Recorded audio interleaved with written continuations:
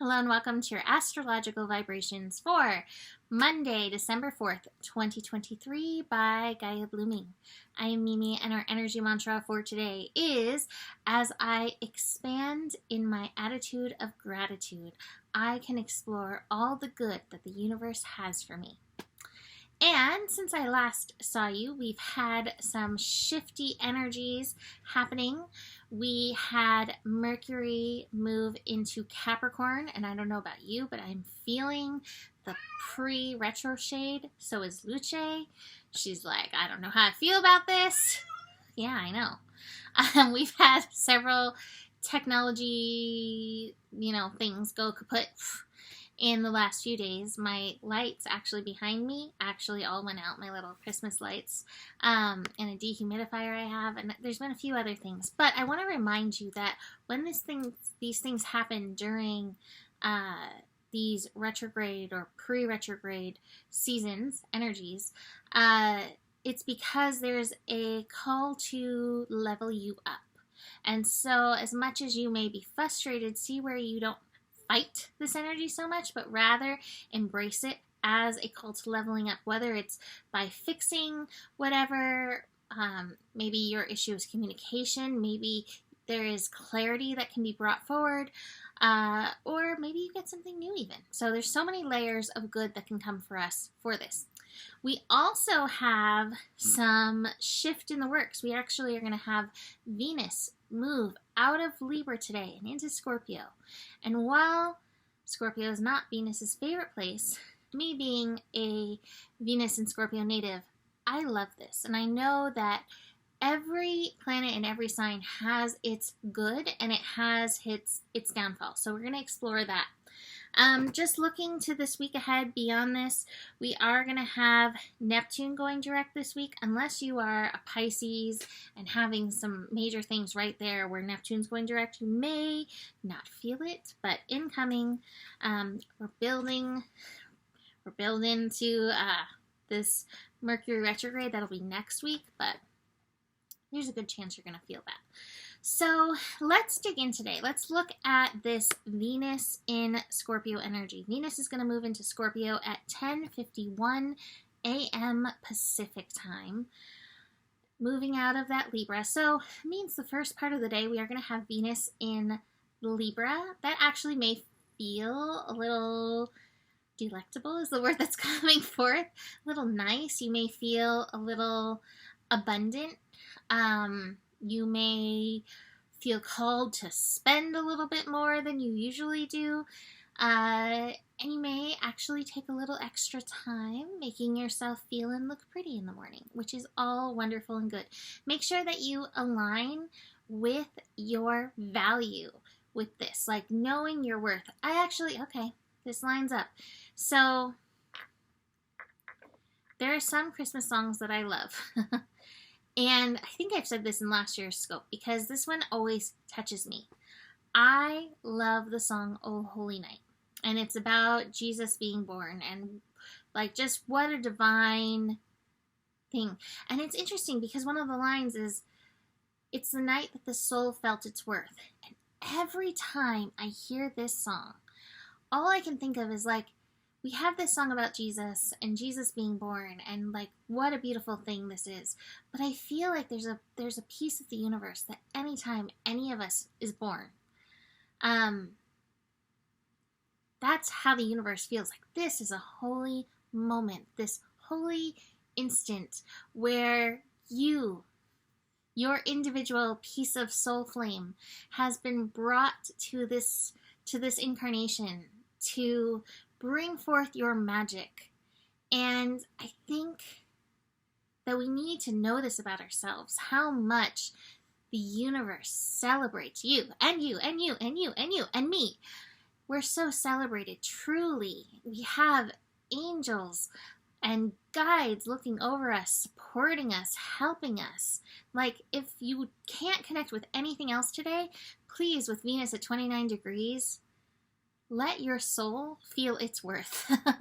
Let yourself know and understand this holy instant of you, and this means your whole lifetime, but that moment that you were born and that magic came into place on this planet is so celebrated. You are celebrated. I love the Rumi verse. You are the soul of the universe, and your name is love. Like, please, Venus 29 degrees, implement this deeply within yourself. And that prepares you for the Scorpio. Because Venus in Scorpio may take us to some of the places where we bottom out. Venus in Scorpio, anything in Scorpio can take us to our lowest points so that we can reach our highest points. It is always a phoenix process when it comes to Scorpio. So Venus in Scorpio has phoenix process to go through. Boy, do I know that. But beyond that, this phoenix process is about all of the Venus energies. This phoenix process can be about your worth. The phoenix process can be about your gifts, your offerings. It can be about your beauty. This phoenix process may be around relationships. This phoenix process may also be around money, because Venus rules all of these energies. So watch for the times where you might hit a little low and are being called to phoenix through this energy to support yourself, to support new growth, transformation, like a snake shedding its skin. Tune into that. Now, Venus in Scorpio is also connected to our desire, the desire of the yin. And yin energy is not so much about the action of going out and getting it, it's more about the action of attracting it. So, with Venus in Scorpio, this is a beautiful time to align with your desire and feel attractive to your desire. Now, this desire could be, the person you love. Your desire could be a job that you would like. Your desire could be what you would like to create. There's so many layers of what this desire could be. Your desire could be like a piece of cake after dinner. There's so many layers of this. But your work is aligning with that inherent yin attraction energy, and see if you can feel the Shakti firing in it as we work through Venus and Scorpio. Now, this transit is going to be so super fast. We're going to have Venus moving into Sagittarius as of December 29th. So, zip, zip, zoom, 25 days of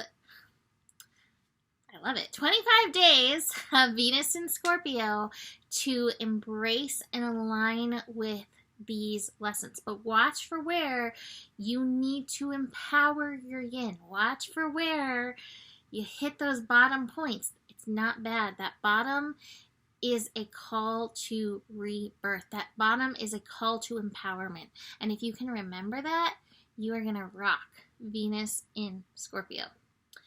Now, besides that, we have the moon in Virgo. Moon in Virgo making all the other connections, connecting to Mercury, Jupiter. We actually have a bit of a grand trine in Earth that can make the days feel a little heavier. Just because the Earth is very grounding. Hopefully, Mars and the Sun in Sagittarius will keep us buoyant. Watch for the shoulddiness of the Earth energy overpowering the light of your the light of your creation energy. Find that balance. And if you are feeling the shoulddiness, see where you can lean back into that gratitude attitude, because that will support you in not being bogged down by the shouldy Earth. I am not insulting Earth energy, because Earth energy is so necessary. If we didn't have Earth energy, nothing would get done. Between water's emotions and fire signs like inspiration that, lasts only so long in the air, being like, oh, I shall go this way, now I shall go that way, we would not get anything done. The Earth is necessary. The Earth is helping us get stuff done. But we have to watch where the Earth gets so focused on the doneness of things that we don't leave room for all the other things. So see if you can work in balance. And that's, again, where that attitude of gratitude can help. The moon is also going to connect to Mars and the Sun. So we've got some trines, we've got some squares. So there's places where you're going to be like feeling that flow, moving through. And then there's going to be those places where there's a little my way or the highway action going on. There's a little, what is the optimal way to do this? Okay, this is the optimal way, but that doesn't really feel like so much fun, which means I don't really want to do it. There may be a little analysis paralysis even happening in this energy that could stop us from moving forward. Now it's interesting because the top of the cards today is the playfulness card. They just shot across my little area right here. So playfulness, keep that energy of play. Keep the energy of gratitude. It will help you keep moving forward even as you get stuff done. To me, this is like turning up the music and rocking a hairbrush while you are cleaning. Cue like that cleaning scene from Brave Little Toaster. I can't stand that movie, but Joe loves it. It's like one of his favorite movies. So, but that scene, that opening scene where they're cleaning with the like music on, that's the kind of energy you want to embody in and through this day. Again, there may be some like, some energies that are like, oh, I'm not really sure if I'm going to do it this way, or I'm really not sure if I'm supposed to do it this way. Do it your way. Do what feels right. Find your discernment in and through this. Don't get too caught up in the shouldiness. Again, I'm feeling that today.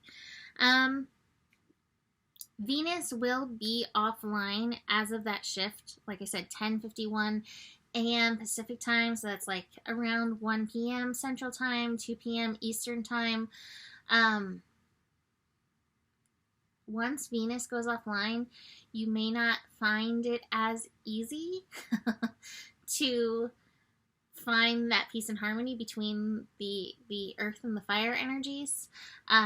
Which way is right? Just recognize both bring their own level of wisdom, and there is a through line. There is a place where they can meet and work together. Here we have the Lovers card. So we're going to find that place where we work together. I do have the aloneness card, and I think this is always so great for Virgo energy. Virgo energy, I think needs that little recalibration by itself. So with the moon in Virgo, take time to connect into yourself, body, mind, spirit, soul, and heart, all those pieces of yourself, get them working together, and then hopefully it'll be easier to work together with others outside of yourself. I do have the celebration card feel in reverse. So this to me is like, it might be a little difficult. That's okay. That's okay if it's a little difficult. Turn up the music, agree on a song, maybe that's going to be the challenge, and find your way through it. We're going to move through moment by moment. So, that is it for today. You can book a reading with me. Email me, mimiclark@gmail.com. My 2024 year ahead readings are up. You want to email me now to get on the calendar, so do that. You can also purchase a reading, just a general reading, as a gift. I have gift certificates available. Besides that, the better it gets, the better it gets. There's more than enough love in the world for you. You have the power, and remember who you are. Namaste.